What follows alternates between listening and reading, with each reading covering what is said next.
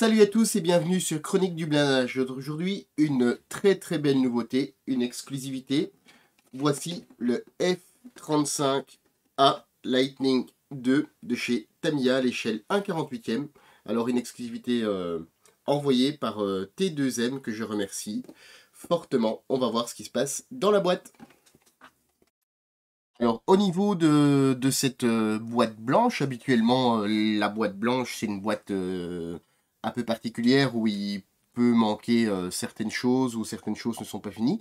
Contrairement aux éditions précédentes, je dirais. Ici, la boîte est, hormis la boîte, il n'y a pas grand-chose qui change par rapport à ce que vous allez recevoir. Et ça, c'est plutôt un très bon point. Alors, je vous montre un petit peu tout ce qui se passe dans la boîte. Ici, on a un petit peu les tech tips, hein, les petites précautions d'usage que Tamiya fournit maintenant il y a déjà pas mal de temps dans ces boîtes. Alors, vous voyez, au niveau de la documentation, il y a pas mal de documentation. Alors ici, c'est plutôt le petit folder qu'on pourrait retrouver chez le détaillant. Il reprend un petit peu, je dirais, le petit folder de publicité, hein, avec quelques images et ainsi de suite. Ensuite, on a, je pense que c'était fourni aussi, si je me rappelle bien, dans la boîte du Fantôme. On a un petit peu l'historique du F35, hein, c'est un appareil qui est assez décrié, mais voilà, c'est malheureusement et heureusement, c'est un appareil qui va rentrer dans l'histoire et qui est déjà rentré dans l'histoire. Alors, ce qui est toujours très bien avec Tamiya, vous avez aussi tous les descriptifs en français. Et ça, c'est vraiment quelque chose de vraiment bien, parce que bon, souvent le français n'est pas toujours, c'est normal, hein, on n'est pas non plus énormément sur la planète à parler français, contrairement à l'anglais et autres. Le japonais, c'est tout à fait normal, puisque c'est la langue d'origine du constructeur. Alors, on a quelques vues, on nous explique, alors je ne savais même pas voilà, que l'armement n'avait pas d'impact sur la furtivité de l'appareil, et ainsi de suite. C'est vraiment très bien, c'est vraiment très bien expliqué et très bien résumé. Alors ici, vous avez les différentes coupes, et de l'autre côté, vous avez les mêmes choses, mais en japonais. Ensuite, on a la notice de montage. Ça par contre, je pense que vous l'aurez sur un papier, je dirais, un peu mieux. Ici, on a sur du papier, on a un joli papier, mais voilà, c'est pas habituel des notices Tamiya. Alors c'est pour ça que je me permets de dire, je ne suis pas sûr et certain. Alors, on a toujours les précautions d'assemblage, toutes les références couleurs Tamiya, hein, bien évidemment. Alors, je vais essayer de zoomer un petit peu. Voilà. On a ici deux petits feuillets de correction. Alors, je vous les montre encore une fois. Je ne sais pas si vous allez les recevoir ou si ça sera comment dire, modifié dans le plan. Mais voilà, même au niveau des boîtes, si jamais vous ne les avez pas, vous avez vu, même au niveau des boîtes blanches, il y a quand même une très jolie réaction. Ensuite, il y a 9 possibilités de camouflage, hein, mais je dis de décoration plutôt, puisque le camouflage, il n'y en a pas forcément, hein, c'est une teinte unie, même si on nous explique qu'il y a réellement deux teintes différentes entre le début et la fin enfin, le début et la version plus tardive. Alors, on a une version américaine, japonaise, norvégienne, australienne, les Pays-Bas, l'Italie, Israël, la République de Corée, ainsi que le Danemark. Voilà, ici les 9 décorations, on verra un petit peu plus tard. En première page, alors, on a une grosse cellule sur le dessus et le dessous, et on va travailler directement sur le dessus, c'est même pas le fuselage, hein, c'est l'appareil complet. On vient apporter pas mal d'éléments. Ensuite, on assemble le cockpit, le logement du train avant. On vient l'insérer dans le nez qui est une pièce rapportée. Ensuite, les conduits d'air. Et on vient assembler tout ça avec les conduits d'air en étape numéro 7. Alors, vous avez 3 vues, enfin 3 dispositifs d'armement disponibles. Pardon. Sur la pièce inférieure du modèle, vous devez donc percer différents trous suivant suivant ce que vous avez choisi comme armement. Et ensuite, on vient installer tout un tas de petites pièces. Alors, on a toutes les références couleurs hein, pour les trappes. Ici, on vient toujours installer des décals sur le dessous, hein, à voir si vous le faites maintenant ou après. Et une des pièces qui est vraiment magnifique, je l'avais vue en photo, et ici je peux vraiment m'en rendre compte en vrai. Alors la pièce, le logement de train principal, vraiment, c'est une pièce vraiment exceptionnelle. J'ai rarement vu ça, et surtout, voilà, on voit que Tamiya a passé vraiment la vitesse supérieure sur ce modèle. Enfin, pour moi, hein, c'est ce que je me dis. Ils ont vraiment passé la vitesse supérieure sur ce modèle. Et c'est une pièce qui est vraiment magnifique. Ça, pour les personnes qui ont le F-35 de Kitty Hawk et Meng, c'est la maquette a pris 10 ans par rapport au niveau de cette pièce-ci. Hein. Voilà, donc on vient installer pas mal de pièces, hein, malgré que la pièce est déjà hyper détaillée. Les baies d'armement. Alors, c'était la baie d'armement, hein, bien évidemment. Je me suis trompé, j'avais dit la baie de trinche. Par contre, le réacteur qui est ici, qu'on aura assemblé au préalable. Ensuite, les logements de train, hein, qui est aussi une pièce bien spécifique qui permet la rigidité de l'appareil. Et on vient installer ça dans le bas dans la pièce inférieure qui constitue l'avion. Et on assemble l'avion qui est presque terminé, hein, je dirais, dans ses grosses lignes. Ensuite, au niveau inférieur, on a les trappes, les portes d'armement. La sortie de réacteur hein, qui est en plusieurs pièces. Alors pour moi, je trouve que c'est quand même l'idéal, un peu à la façon qu'ils ont pu faire avec le fantôme. Et je trouve ça très bien, surtout comme je suis en train de le monter maintenant, je peux vous dire que c'est quand même une très bonne technique. Les jambes de train ainsi que les roues. Alors les roues sont en pièces, en deux demi-coques, hein, comme vous pouvez le voir, en deux demi-coques. Ensuite, on vient installer les jambes de train, les différents vérins, les portes.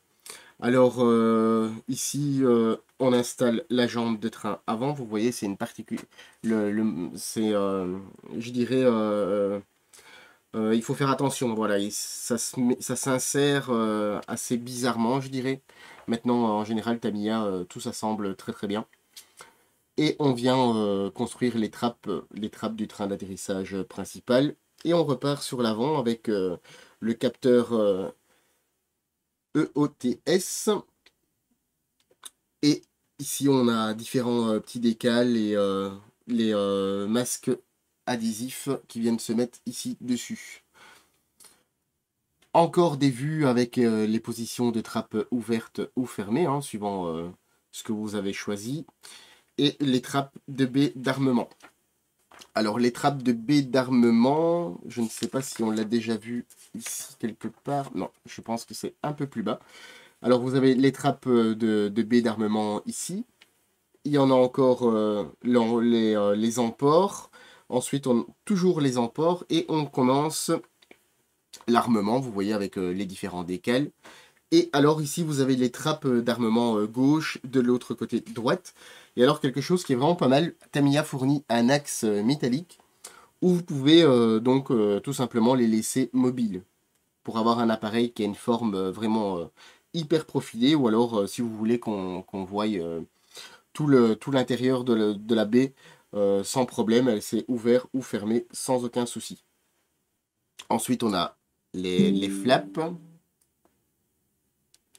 On a les flaps à construire, on les installe, lever ou abaisser, hein, on a toujours le choix. Les stabilisateurs arrière ainsi que les bords d'attaque. On fabrique ici les lance-missiles. Hein. Alors, assembler l'armement choisi, page 5, 6, mode furtif. Vous voyez, il y a toujours des petits rappels hein, ici avec les petits macarons. Et on poursuit l'armement qui, lui, est l'armement porté sous les ailes. On vient installer l'armement, les stabilisateurs verticales, enfin les dérives, et le siège. Alors le siège, comme habituellement chez Tamiya, il y a très rarement de photodécoupe. Hein. Ici, il n'y a pas de photodécoupe. Les harnais sont fournis en décale. La fixation du rail de siège éjectable.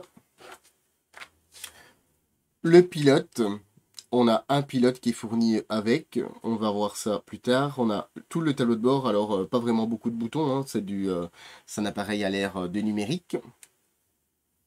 L'échelle pour l'échelle voilà, l'échelle pour le pilote monté dedans, voilà. Et ici on a la mise en place des masques, la verrière, position ouverte ou fermée, hein, selon votre choix. Alors vous voyez, c'est une verrière assez particulière, elle s'ouvre vers l'avant. Et on en a terminé avec ce plan de montage. On nous explique, voilà, ici avec si la teinte de base de F35 est un gris foncé, deux différents schémas de couleurs existent selon l'époque. C'est comme je vous disais, en fait, l'idéal c'est vraiment de lire la notice parce qu'il y a énormément d'informations qui sont relativement intéressantes sur cet appareil. Alors, pour les profils couleurs, Tamiya a vu les choses en grand, voire en très grand. Alors, je vous montre, j'essaye. Hop, voilà. Là, on est sur du très très grand profil. Alors, dans la logique, vous allez avoir les mêmes. Hein. Il faut bien faire attention, suivant la version que vous allez faire. Il y a différents, vous voyez les surbrillances des panorams. Il y a des différences avec comment dire, suivant la version que vous allez faire ou pas. Alors, on peut voir ici, vous avez les stencils. Ici, vous avez la version A. Ici, vous avez la version A Early. Alors, bien vérifier au niveau de tout ça. Voilà. Et comme vous avez vu, ici, par exemple, on est sur la version Late pour C, D, E, F et ainsi de suite. Alors, on est... Je suis un petit peu perdu. Il y a énormément de profils. On va commencer tout à fait pas dans l'ordre. Hein. Et ici, on commence... alors, on va voir un petit peu, hein, mais malgré tout, c'est des appareils très très récents. Comme je disais, il n'y a pas forcément de camouflage. Hein, c'est vraiment quelques marquages de servitude et quelques logos. Alors, pour moi, une des plus belles, peut-être, c'est la version israélienne avec, je pense que ça doit être une vipère. Enfin, du moins, il y a un petit dessin sur la dérive qui est pas mal. Ici, donc, c'est les 116e Squadron à Nevatim en août 2020 pour la décoration G. La décoration F, on est sur le 13e Squadron de des 32e ailes Italian Air Force Amendola Air Base en 2021. Alors, comme je disais, il faudra bien se repérer au niveau des stencils et au niveau des deux grands feuillets colorés. Ensuite, la version B, on est sur une version japonaise et on est à Misawa Airbase en 2022. Alors, c'est vraiment très très récent. La version C, on est sur ici la Air Force norvégienne en mars 2020. Alors, vous voyez, ils n'ont pas ligné sur la taille. Hein. Ici, la version H, on est sur la République de Corée à Cheongju en 2021. Alors, ici, on est sur la Royal Air Force du Danemark en le 8 mars 2021. Alors, c'est très précis. Alors, peut-être une livraison ou un show qui a eu lieu ce jour-là. Je ne sais pas. Et le dernier feuillet, on est ici sur l'Australian Air Force le 1er décembre 2018. voyez aussi, il y a un petit... enfin, il y a les décorations sont légèrement différentes, mais on est toujours sur des tons très neutres. Et la version E, on est sur les forces néerlandaises en avril 2022. Alors sachez aussi qu'il y a pas mal de pays qui sont représentés dans cette boîte. Et en plus de ça, les livraisons vont être de plus en plus conséquentes. Notamment, tout simplement, ben, je suis belge et la Belgique a acheté le F-35 aussi dans cette version. Pardon, dans la version A, hein, puisque on n'a pas de porte-avions et on n'a pas de nécessité de décollage vertical. Et une multitude d'autres pays vont être livrés qui vont offrir une possibilité de marquage suivant. Allez, on va voir directement les grappes, ce que vous attendez. Alors, vous avez vu, hein, il y a déjà un petit peu de temps au niveau de la notice, mais il y a énormément de choses à voir. Alors, Tamiya a choisi, je dirais pas du monobloc, mais on est ici sur l'appareil qui est presque entier. Alors, personnellement, je n'avais encore jamais eu dans mon stock le F-35 et vu les grandeurs des boîtes aussi de tous les fabricants, j'ai imaginé un appareil un peu plus grand. Alors, l'appareil est quand même conséquent, mais je pensais à quelque chose de plus grand. À comparaison, le Fantôme est beaucoup plus long et beaucoup plus large au niveau des ailes. Alors, on va voir au niveau de tout ça. Alors, on peut voir au niveau des panneaux. Alors, le relief des panneaux est vraiment pas très prononcé, hein. C'est ce qu'il faut, puisque dans la réalité, il y a vraiment un léger renflement. C'est pas non plus... ça ne dépasse pas dans tous les sens, hein. Alors, chaque panneau, il y a son rivetage.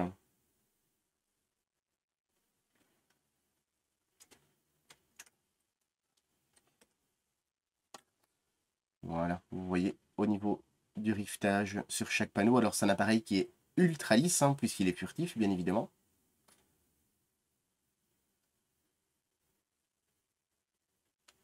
On a affaire à une très belle pièce. Alors ici, à l'intérieur, on n'a pas grand-chose. On a le système de verrouillage de pièces particulier à Tamiya avec des petits ergots et c'est vraiment très bien puisque ça permet un très bon maintien. Ensuite, on a l'autre pièce qui est celle, je dirais, inférieure. Hein, même chose, on a une pièce qui est quand même remarquable au niveau technologique, au niveau de l'injection.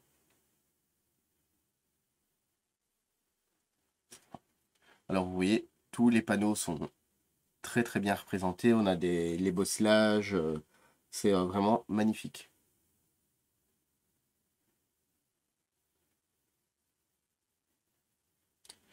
Alors, même chose ici sur l'intérieur, on n'a pas grand chose dans le sens où il n'y a pas de détails qui vont être apparents, hein, mais vous voyez par exemple au niveau de toutes les structures qui ont été faites justement pour ne pas avoir de problème de retracture. Grappe suivante. Alors, on a des dérives, quelques petits panneaux et on a non pas le cockpit, hein, puisqu'on l'a déjà vu, ça pourrait vraiment laisser penser. Et on a en fait le dessous avec la baie de train. La baie de train, donc vous voyez, le moulage est assez particulier. Alors les points d'injection sont vraiment très bien mis, hein, puisqu'ici, il suffira de couper un petit peu de ponçage et le tour est joué. Alors on a les rivets qui sont posés à l'intérieur de la structure. Les différentes dérives.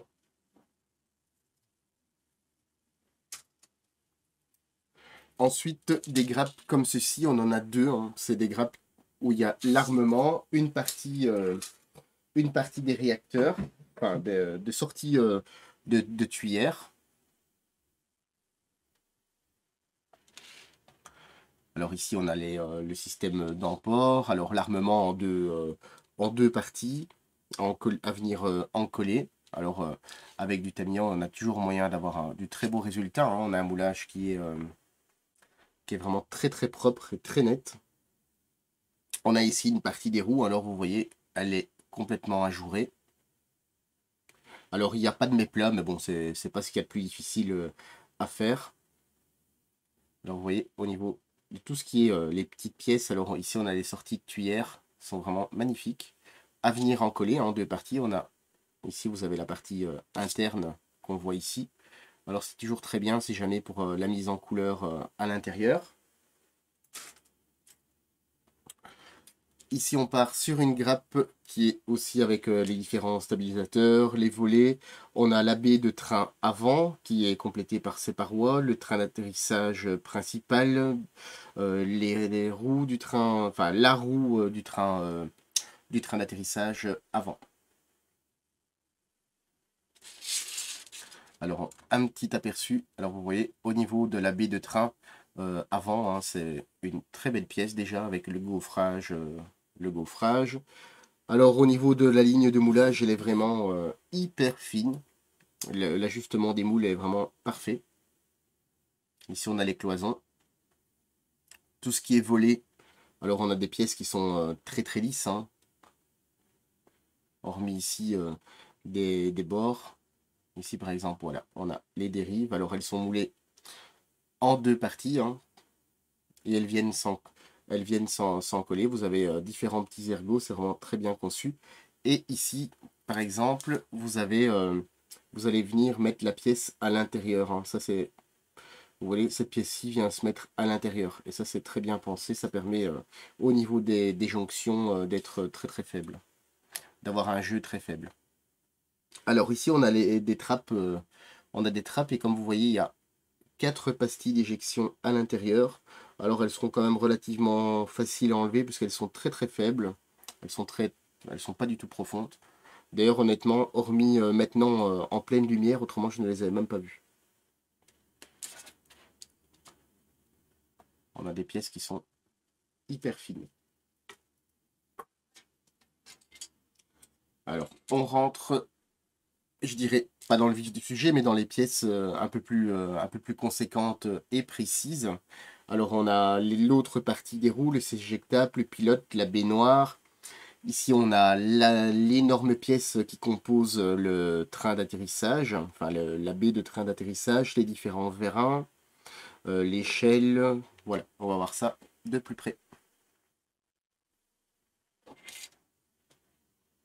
Alors toutes les diverses petites pièces, les différentes trappes. Ici on a les côtés du siège éjectable, bonbonne. Alors ici on a le pilote. Alors moi je le trouve relativement réussi. Ça pourrait être sympa d'avoir un pilote à l'intérieur. Alors ici on a l'autre côté des roues.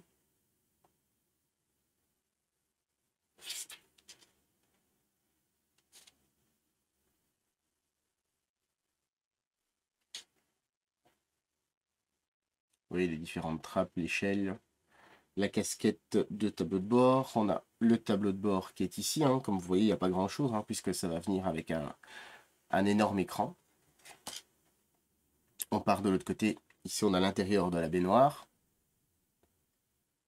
Alors il y a, vous voyez, des petites pastilles d'éjection sur le côté, à voir avec la pièce que vous allez mettre, donc les consoles latérales. Je ne pense pas qu'elles se verront. C'est pour ça que Tamiya a choisi vraiment de mettre tout au bord les pastilles d'éjection.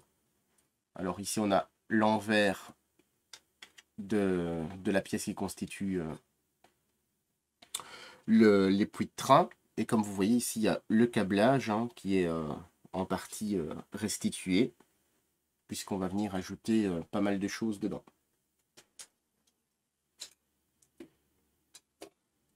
Sur cette grappe, on a les conduits d'air, on a les deux supports, les deux cadres de verrière, ouverts ou fermés, l'intérieur du réacteur, hein, puisqu'on a une petite partie, enfin une petite section du réacteur, et c'est largement suffisant d'ailleurs. Vous voyez ici on a ce qui pourrait être visible, hein, on a un très bel effet. L'intérieur, même chose, vraiment cet effet légèrement diamanté.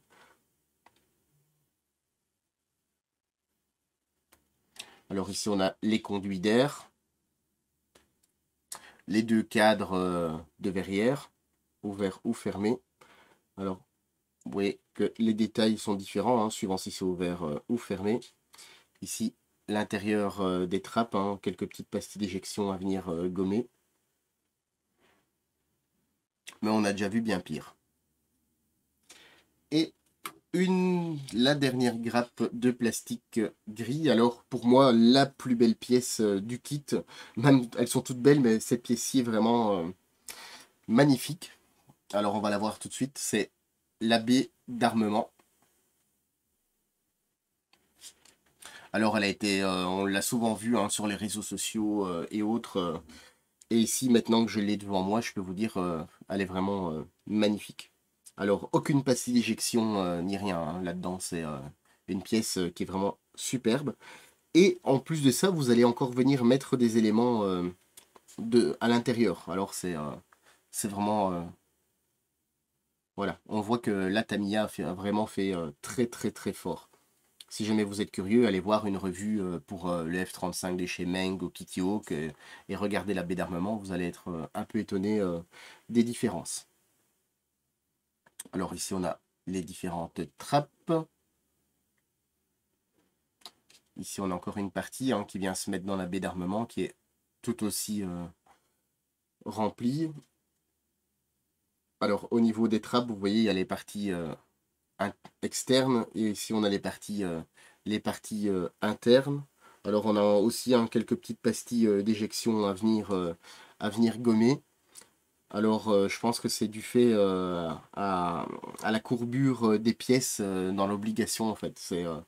Puisque quand on voit l'entièreté du kit, comment il est conçu, je pense que par moment ils savent peut-être pas faire autrement non plus.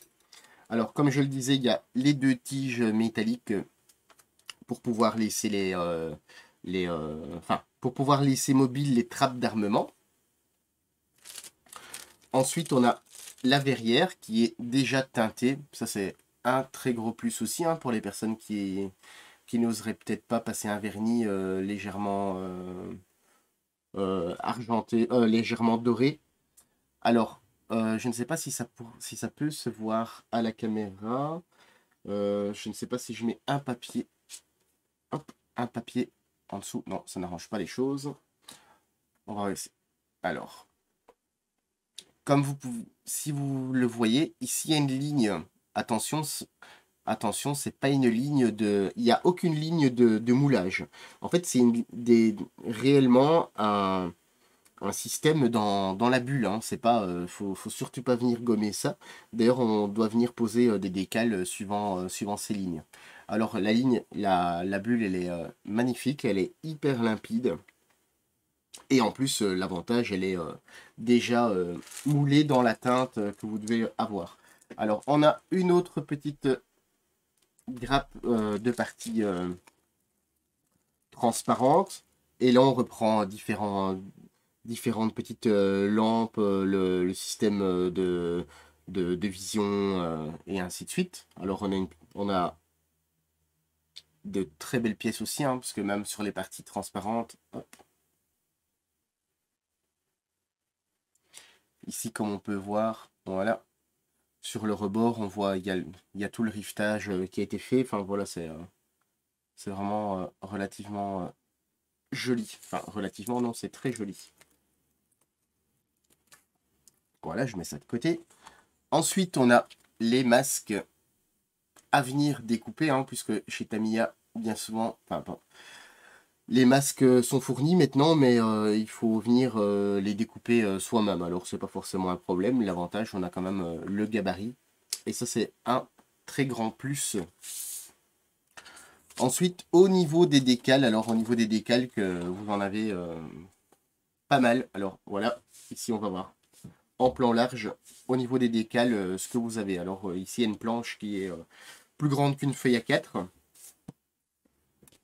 Alors ici, on a vraiment toutes les zones qui se différencient au niveau de la couleur de l'appareil.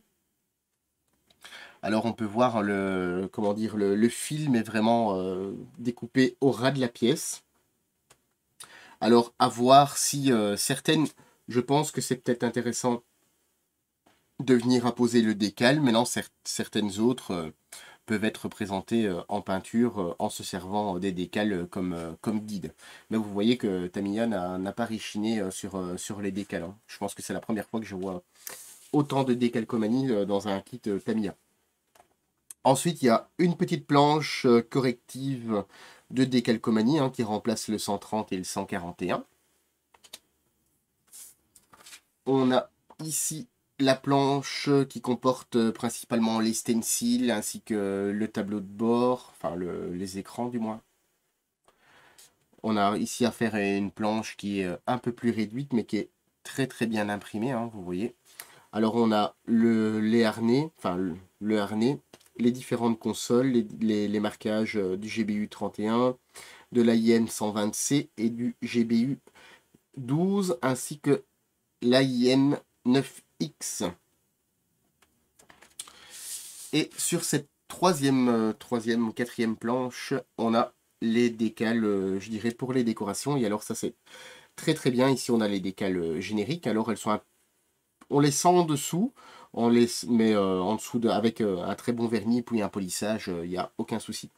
Alors ce qui est vraiment très très bien, c'est que vous ne devez pas trop chercher. Alors il y a les États-Unis, le Japon, la Norvège, les Pays-Bas, l'Australie, Israël, l'Italie, la Corée et le Danemark. Alors vous voyez, il n'y a que le Danemark qui a choisi de mettre ses blasons en couleur, puisque même les Pays-Bas et ainsi de suite, on est sur du monochrome, on est sur du gris. Alors on a des décals, hein, c'est toujours très bien imprimé en achetant du Tamiya, on n'est jamais déçu. En tout cas moi personnellement je n'ai jamais été déçu en achetant du Tamiya. C'est très bien imprimé, vous voyez.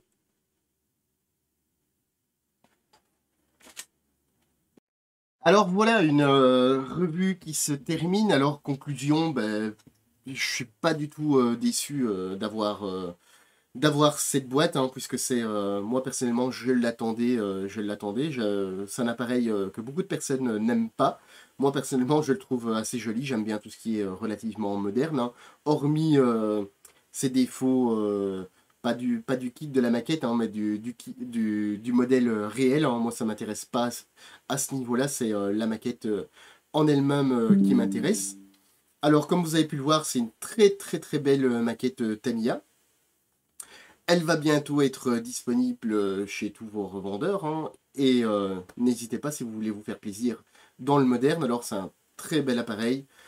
Et je remercie de nouveau T2M de nous avoir envoyé ce très bel échantillon afin de vous le présenter. A très bientôt sur les Chroniques du Blindage.